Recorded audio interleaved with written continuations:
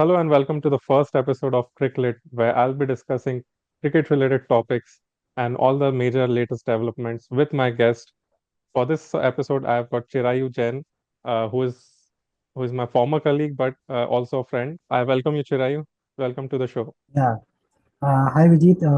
I guess good luck to you for starting this, and it's been an honor that I've been invited as the first guest. So I hope that I open the innings well and we make a great partnership together. Thank you, Chirayu, for all the wishes. We'll start with the first topic of the day, which is Uh, Sierra, we have seen England dishing out flat wickets in the past, at least in the past two tests, even before uh, since the baseball era began. They are focused on producing flat wickets so that the batters can score a lot of runs.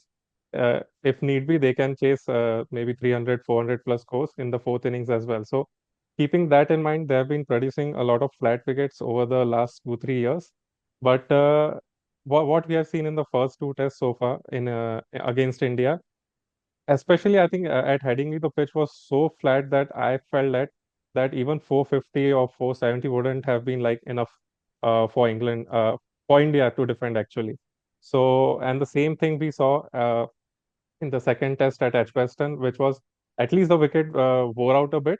But again, it was very much possible for maybe a 250 or 300 run target would have been easily chaseable. And that's why I think Shubman Gill, he took a lot of time. He wanted to cut out some time out of the match and also have a lot of runs on the board so that England could not chase it. That's what he wanted to ensure because he did not trust the wicket as well. Now, my question to you is, are flat wickets ruining the contest in Test cricket in England? Uh, so first of all, addressing the issue of since the baseball era began, England have always had this knack of batting on flatter wickets and producing results out of every game. But I simply do not understand their idea behind following such style of play, because ever since Yeah, the baseball has started, I haven't really seen a drastic change in the results, because if you see in both the World Test Championship cycles before this one, they haven't qualified and they haven't even come yeah, close to being, to making it through.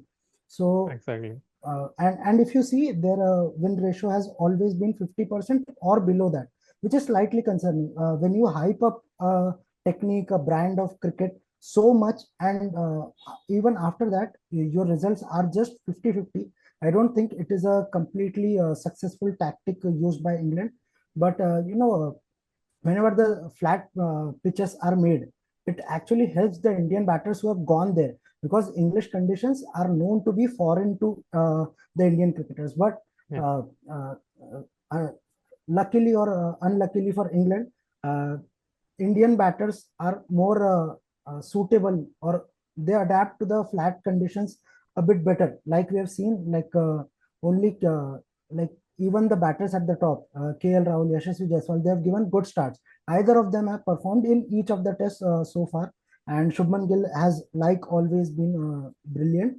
And that is one of the things that has backfired for England. But if you ask me if the baseball technique has ruined the magic of Test cricket, I would say 50-50 to an extent, yes, and to an extent, no as well. Because if you see, since the baseball started, people have actually looked up to what is Test cricket. So the younger generation who have mostly grown up watching T20 cricket or night games, they are also now intrigued by what kind of play, let's say maybe a Ben Stokes plays, or let's say uh, before their retirements, how did James Anderson and Stuart Broad succeed so much, and even at the twilight of their career, they gave so much that England won a lot of them, a lot of games under their, whenever they performed. Once you say that you are going to stick to your style of play, but then it eventually backfires you. So it has ruined the purity of the game from England's point of view, but from a global or from an outsider's point of view, it has actually, uh, you know, boomed that by just a little bit. But yeah, I would say it's still 50-50 for now. Yeah. yeah. So one more thing, like what I felt initially when baseball began, I was like, okay, Test cricket has got so exciting now. But over the last 2, 3 years since it began, now it feels like it's a bit of an overkill life. That's what I felt. Kind of an overkill because you know the recipe for every match now. Like England just wants to bat a long time, and they want to give themselves a chance in the fourth innings if they have to chase a bigger target. One more thing I noticed, I'm not sure what the reason was at Edgbaston, but the boundaries were very short. They were Oh, brought in towards yeah, the pitch. That I think some of the cricket experts they also pointed it out, and that was yeah, probably like we do not know officially what the reason is, but probably that was to counter the Indian spinners, like in case England needed to hit uh, get maybe like a lot of runs in the fourth innings. So sixes could be an easier option if the boundaries are brought in. So probably I think everything revolves around their style of play. And again that's not wrong, but I think that's yeah, kind of an overkill now because if flat pitches are being dished out, as you said, are being dished out every so often, then I think it will be a bit of a you know same kind of thing that we'll be seeing in every match. But I think yeah, for Lords, McCullum has asked for a lively track. That's what I've read. yeah, So hopefully, I guess, and they have brought in Archer as well. So probably they are yeah, expecting that the pitch could be a bit lively, juicy one for the next test. yeah, So yeah, let's see what happens on that front. And yeah, my next question is which is a byproduct of the same thing, baseball, which is Joe Root is, and I think Indian fans are very much concerned about that Joe Root is yeah. very close to uh, overtaking Sachin Tendulkar's runs tally in Test cricket. So right now he's 2,806 runs behind Sachin, Yeah, and yeah. with if such flat wickets are dished out every now and then I think it will be maybe in a couple of years. Joe Root might be overtaking Sachin. What do you think? Uh, so first of all, whenever we see that, whenever we compare two batters by their records, it obviously tells you a thing about how great the batters they are, because Sachin is the epitome of batting, all the batting records, all the batting stats, and all the averages, strike rate, number of hundreds, whatever he has had, whatever he has achieved in Test cricket, is is right at the top. And whenever someone even reaches close to that, people obviously start comparing. And Joe Root, certainly with the kind of form he was in, like until this test match, he hasn't got a lot of runs in this series so far. But given the kind of form he is in, I don't think he'll take a lot of time to surpass Sachin Tendulkar. Maybe we might see it by the end of this WTC cycle, or maybe another year from that. So, and Joe Root still has gotten a lot of, at least 3 or 4 years of cricket in him, according to me. Obviously, it depends on his body, depends on how he feels, or whether he feels like he should, like Wiaan Mulder did, he should just let legends keep that record for that sake, and not surpass that legacy. But in terms of the number of runs he has scored in the previous WTC cycle, he was the highest run getter, and by some distance. So it was not like he was in close competition with some batter or the other. He has always been the best among the Fab Four as well. And now there were comparisons with Steven Smith, Kane Williamson, Virat Kohli as well. And now we have a comparison with a generational legend who has been Sachin Tendulkar. So 15,921 runs is not going to be an easy climb for Joe Root, but I guess if he adapts to that, faster stroke play and batting at a better strike rates, and hitting those odd reverse ramp shots that he does nowadays, he might quite get a lot close. But if I have to pick between yes or no, I would say no, uh, because it might be biased for me as a fan, but I think the amount of tests Sachin took to create that record, the kind of pacers, and there were Yeah, no many advanced techniques. There's so much analysis these days. Uh, you get to know how a bowler is even before facing him, even in the nets. So even before seeing a bowler, you get a lot of stats, a lot of data behind him. And Sachin batted with all against all those kind of players uh, against whom he might not have gotten a lot of data about. But Joe Root has always been backed by analysis and all of those stuff. So I still feel that there is a margin of him taking Sachin Tendulkar over, but I would still say that he does not fit into my bill of surpassing. Okay. So Yeah, even if I think about it, I because I've seen Sachin Tendulkar a lot, like I've seen him play a lot. I've seen it like since '96 when I started watching cricket. okay. Was the biggest name in Indian cricket at that time, probably Yeah, world cricket as well. So he correct. played on pitches and conditions that those were very difficult to bat on, which like Yeah, from whatever we could see on TV, it was a different era completely. Like for the first, even say till maybe 2003 or 4, it was a completely different era, and the even the bats were not that thick at that time. So everything it kind of the you can say the contest was very much balanced between bat and ball at that time. But as we move ahead, I think the balance has gotten to very much in favor of the batters now, and Joe Root is yeah, benefiting from that. So if you consider that, then again, like if you have to just see who deserves it more, then I think I would say if that is the debate, then Sachin Tendulkar definitely deserves it. Deserves to be at the top, but that life doesn't work like that. So I think yeah, probably even if Joe Root overtakes him, like we'll have to accept that. Even Indian fans will have to accept that. And yeah. compare that's it's kind of a comparison between two different eras, Yeah. basically. And even if Joe Root, let's say, surpasses Tendulkar, that would not harm Tendulkar's legacy a lot because Yeah, he has done so much, he has served so much to cricket that even one record missed isn't going to hurt him because he has hundreds of them against his name. So yeah, it is going to be good for the game because records are meant to be broken. But yeah. I would really love if an Indian batter reaches that level, but I don't know how far are we from that era.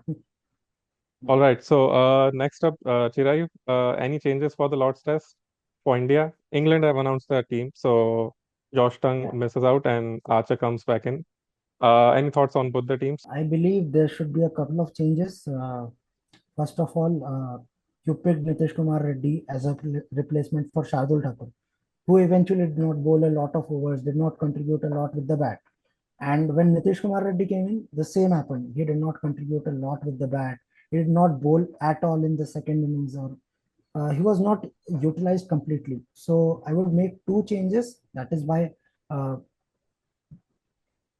that is by pushing out, pulling Prasiddha Krishna and Nitish Kumar Reddy back and bringing in Jasprit Bumrah and Arshdeep Singh once again because Prasiddha Krishna we have tried for a couple of tests. Yeah, He has given away runs at an economy of six plus, which is not acceptable at all. Even in ODI cricket at times, but this Test cricket you cannot give away so much runs. Regardless of the number of wickets you pick, you might get 2 or 3 wickets against the run of play, but that is not going to do a world of good to your team.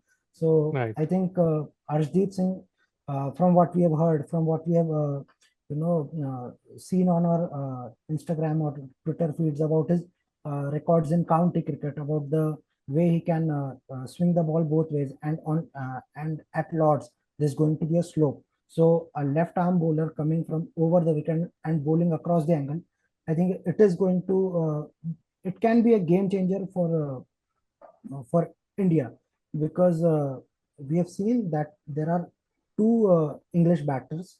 First is Oli Pope and the other is Zach Rowley. Both are top order batters and both struggle to play the deliveries that come into them. Because Zach Rowley, we have seen he drives a lot and whatever comes in, he would either edge the ball onto the wicket and lose his wicket somehow, and he is always vulnerable around his pads. And with Arshdeep bowling from that particular angle, I think he can really give you those two crucial or three crucial wickets at the top of the order. Uh, and in his partnership with Bumrah, obviously, is going to add a lot value to that. We have already seen that Siraj has bowled so well. Akashdeep is in form. So why not pick your four best pacers in a game where there is going to be a slope? And I read an analysis where the slope is so much inclined to one end, that is from cow corner to the long leg region, or maybe the long off to the deep fine leg region. That if the ball pitches on a particular area, uh, if the batter plays with the line, he might have middled the ball, but because of the slope, it will move away further. It will cut away further, so much so that the ball you would have middled would now eventually take your edge and fly into the slips. So that is also going to be one of the reasons why India should bring in Arshdeep in place of Prasidh Krishna, and obviously if Jasprit Bumrah is fit and available, which he obviously is, he so Nitish Kumar Reddy and Prasidh Krishna going out, and Bumrah and Ashdeep coming in. These are only two changes, because batting, I guess we can still give Karun Nair one more chance, but like he has always, like his tweet has always often gone viral, that cricket has given him chance. Maybe he has gotten a couple of more chances now, but he has to perform. If he doesn't, he does not have a lot of age on his side as well, and Yeah, there right. are a lot of youngsters with. There's Abhimanyu Ishwaran, there's Sai Sudarshan, two players already who are banging at the doors of cementing their spot. And here, if you see, Karun Nair is not getting those runs. He got starts in the Birmingham test, but if he doesn't score runs, if he doesn't have a big score against his name, I think he might have to pack his bags. So Yeah, yeah, for right. changes, these are the two for now. Yeah, Yeah, even I feel so that like Karun Nair, this might be his last chance if he doesn't perform well in this test, Lord's test. Probably, yeah, as you said, Sai Sudarshan might come back in, or Ishwaran might get a nod uh, for the yeah, fourth test, probably. So yeah, yeah, maybe this is the last chance for Karuna in this series. And for me as well, I think same. I would also go with those two changes because, as you said, Nitish Reddy, he didn't bowl in the second innings and didn't bowl much in the first one as well. So yeah, it doesn't make sense if you take in an all-rounder who doesn't then bowl. And Bumrah, as I think Gill said after the second test, that Bumrah will come in. So Bumrah is going to be one of the inclusions. Krishna, it looks like Krishna will go out. And yeah, I yeah, think Arshdeep for me as well. I wanted Arshdeep for the second test as well, but yeah, yeah, probably he'll come in for Nitish Reddy. So let's yeah, see. And Archer comes back in after 4 years, and after yeah, all the hype around Archer, finally he's back to Test cricket. So yeah. it's a good inclusion. I think it definitely is, because we saw that he made his ODI comeback with the India series, which they played away from home, and then he also made it to the Champions Trophy. He played in the IPL, where apart from that one bad outing against SRH, he was brilliant. He was delivering the goods for Rajasthan Royals, but unfortunately, they did not win a lot of games because of their batting. So, Jofra Archer has definitely been in fine nick. He played one county game for his side as well, and he did pretty well there. Bowled a lot of maiden overs, gave away just not a lot of runs, and picked up three or four crucial wickets. So which shows that he's in great shape. But again, with Archer, it has never been a guarantee that he'll play the full game, and we have often seen him get injured multiple times in the same series, especially when it is a long tour. So England should use him wisely, especially when they have the experienced bowlers like Chris Wokes is there. Obviously, Braden Cars is going to be there. Braden Cars bowl brilliantly, I feel, and Wokes has also been, gaining that touch back because he has made his comeback after a long, long time. And same goes with Archer as well. And with Shoaib Bashir getting hit for a lot of runs, I guess Archer coming in is going to trouble the Indian players, especially if India bat first, they won't know what the kind of nature the pitch will offer. And with like McCullum has said, that they want some lively, or the pitch should have some life into it. Yeah. And by life, I assume he means some pace and bounce. So if that actually happens, uh, players like KL Rahul and Yashasvi Jaiswal might actually get troubled by Jofra Archer, and that can be a big boost for England, because the series is currently leveled 1-1. If you if any whichever the team loses this game, the pressure on the fourth test is a lot more, because Yeah. you simply do not know uh, whether you have to play with the same lineup, or you need to make changes which can help you. And in such hasty decisions, we sometimes often the teams mess up a lot with their combination, with their what their ideal combination should be. And if India do not find the key to Jofra Archer's problems, then I feel it is definitely a boost for England. But I think India have to be really, really well prepared for Jofra Archer, because he has the pace and Yeah. bounce, and with the slope as well. Likewise for Ashdeep, Archer might get a lot of assistance as well when he's bowling to left-handers. So that is why I feel that Archer is a great addition, but it is going to be a good matchup, and a good contest to watch out for. Right. Yeah, all Yeah, right. So yeah, let's see what happens in the Lord's test now. I yeah, think everyone is looking forward to it, and any Lord's test, every cricket fan looks forward to it. All right, yeah, so I'll move on to the last topic of this episode, which is a very big thing happened a couple of days back, which was yeah, Wiaan Mulder, or I don't know how to pronounce his first name, which is Wiaan Mulder probably. So he declared on 367 yeah, when he was on 367 on a personal score of 367, and he said later on that he did not want to beat Brian Lara's record of 400 runs, yeah, 400 not out. yeah, yeah, So I think he divided a lot of people on this. Like yeah, yeah, some of them wanted him to, like, since he got a good chance, so they wanted him to yeah, the record. While some said that it was very good of him that there was some kind of, understanding or respect when it comes to the yeah, legends of the game. So yeah. which side of the debate are you on, Chirayu? Uh, I honestly feel that when I started watching cricket, that was back in 2007. So Lara scoring 400 was such a huge deal that it was unheard of, because I had to actually go back in time and watch the highlights on the internet, or wherever I could watch, actually relive that 400 scored by Lara. And it is just relentless amount of batting. You have to bat 2 hours and hours, session by session, and against an England side which had the likes of Steve Harmison, who was among those very fierce bowlers of the time. Andrew Flintoff was there. So against that kind of attack, if you go on to score, such a huge amount of total on the board, which is an individual score, not even the team.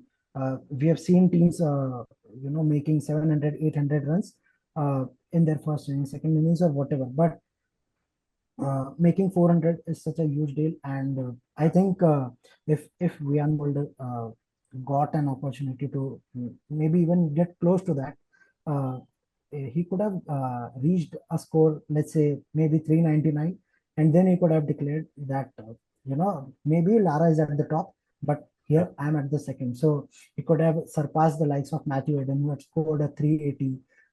Then I'm not actually sure of what are the top five scores, but I now know that Mulder is fifth on the list now, because he surpassed, I guess, Mark Taylor. I don't even recall, but if I'm not wrong, I think he surpassed Mark Taylor's score. So in case yeah, Mulder had to declare, he could have done that by doing so in the 390s rather than in the 360s range, because that would have raised a lot more respect for him, because then you realize that okay, this guy wanted to score his runs, but not at the cost of taking away legend's legacy. yeah, So and Lara often is known by his 400, like Yuvraj Singh is known by his six sixes in T20 cricket. I guess Lara is someone who will always be known by those 400 runs that he scored.